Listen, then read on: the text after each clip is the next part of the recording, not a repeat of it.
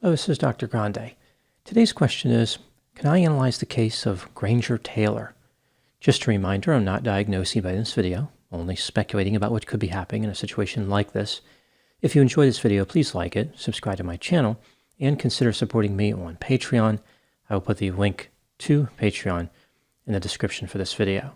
First, I'll look at the background of this case, move to the timeline of the disappearance, then offer my analysis.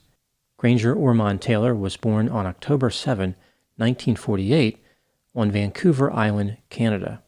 He lived on a farm with his parents in the city of Duncan, which is on southern Vancouver Island. Duncan is actually the smallest city by area in Canada, 0.8 square miles. When Granger was young, his father died of drowning at a nearby family home on Horn Lake. His mother would later remarry. Granger was a physically large man, although not tall. He was described as strong and stocky. As far as his personality, people described him as eccentric, shy, quiet, and socially awkward. Granger was also known for being exceptionally intelligent. He dropped out of school in the 8th grade to work as a mechanic. In this area, he excelled. People were stunned by his abilities. He could fix or build just about anything. A few examples. At age 12, he restored a one-cylinder car. He overhauled a bulldozer at age 17. At other times, Granger restored a steam locomotive and restored a World War II-era P-40 Kitty Hawk. This is a single-engine fighter plane. He eventually sold the aircraft for tens of thousands of dollars. From an early age, Granger was intrigued by UFO stories. He had a particular affinity for the 1977 movie Star Wars. Granger built a life-size replica spaceship on his parents' farm. Granger had obtained 2 satellite dishes in order to build bumper boats, but then came up with the idea to build the replica spaceship. It took him over a year to put it together. Granger sometimes slept in the spaceship. It was equipped with a couch, a television, and a wood-burning stove, just like a real spacecraft. Many enthusiasts forget about the wood-burning stove. That's how the spaceship reaches warp speed. Now moving to the timeline of the disappearance. On November 29, 1980, when Granger was 32 years old, he left a note and a will for his mother and stepfather. Here's what Granger wrote in the note. Quote, "Dear Mother and Father, I have gone away to walk aboard an alien spaceship as recurring dreams assured a 42-month interstellar voyage to explore the vast universe, then return. I am leaving behind all my possessions to you, as I will no longer require the use of any. Please use the instructions in my will as a guide to help. Love, Granger." There was also a map drawn on the back of the note, but its meaning has never been determined. Granger's will originally had the words funeral and death in it. They were both crossed out. The word death was replaced with the words departed and departure. In the evening, Granger visited a place called Bob's Grill and departed sometime around 6:30 p.m. He was not wearing his winter coat. Granger then visited a close friend. Among other things, Granger told the friend that aliens were coming that night. He made a few other statements as well, which I'll talk about in the analysis. Granger Taylor was never seen again after leaving his friend's house. There was no sign of him or of his bright pink Datsun pickup truck. On March 20, 1986, about 5.5 years after Granger disappeared, forestry workers identified a blast site near Mount Prevost. This was not far from where Granger had lived. There was a large hole in the ground from the explosion. Fragments of a pickup truck were found at the scene. The debris field covered 600 feet. The engine block was found 100 feet away from the blast site. One of the wheels was found stuck in a tree due to the force of the explosion. The VIN number was recovered and matched Granger's truck. Some of the pieces of the truck were painted blue, but that was the original color of the truck. The pink paint had been applied later and was gone by the time the discovery was made. 2 human bone fragments were discovered at the blast site. The authorities presume they belonged to Granger. DNA testing was not available at that time. Later, when it was available, the Royal Canadian Mounted Police had lost the bone fragments. Fabric was found at the blast site. Granger's mother said that it belonged to a sweater owned by Granger. The police determined that Granger had taken dynamite and placed it in his pickup truck. This was not unusual. He often used it for destroying tree stumps. Investigators believe that the dynamite was intentionally or accidentally detonated.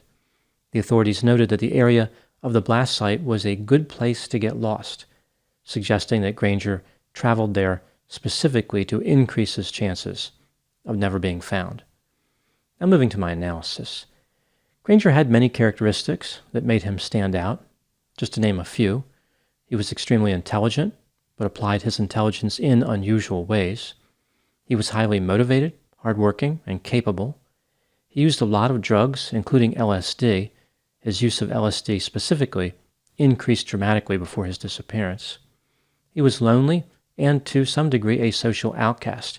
For example, he did not get invited to parties. He was overinvested in fantasy and had a particular fascination with space travel.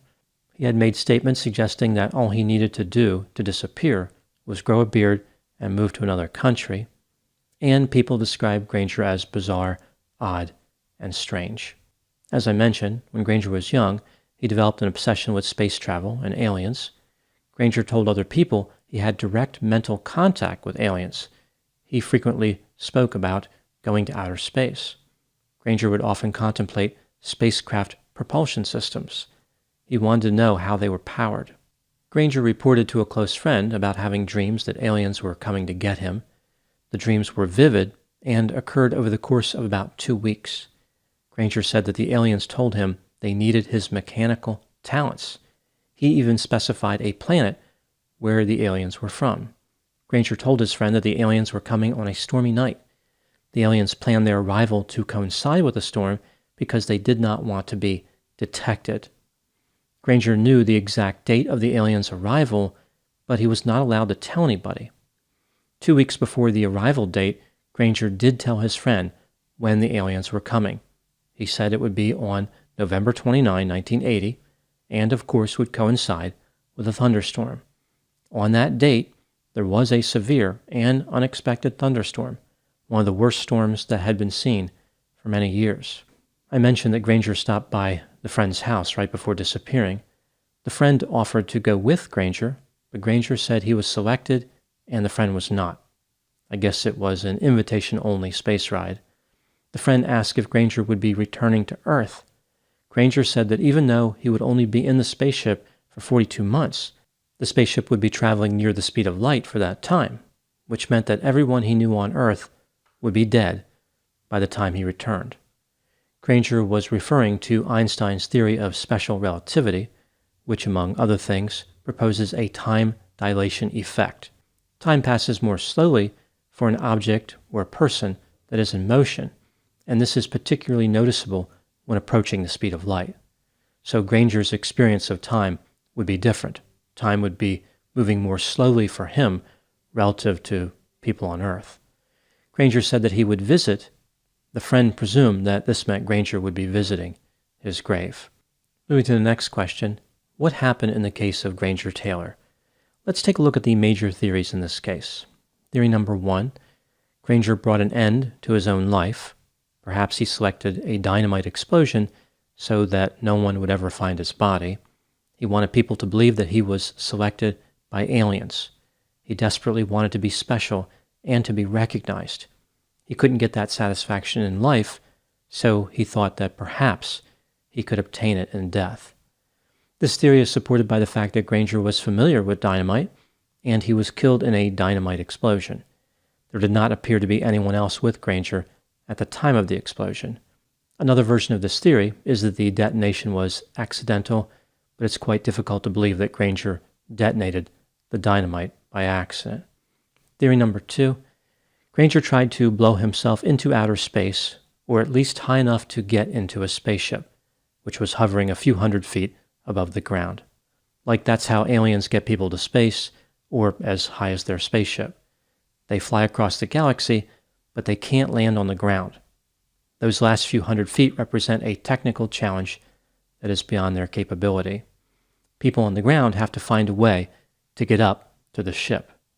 This makes me wonder if the aliens gave out these instructions about exploding into the air due to frustration because so many people were asking to board the spaceship.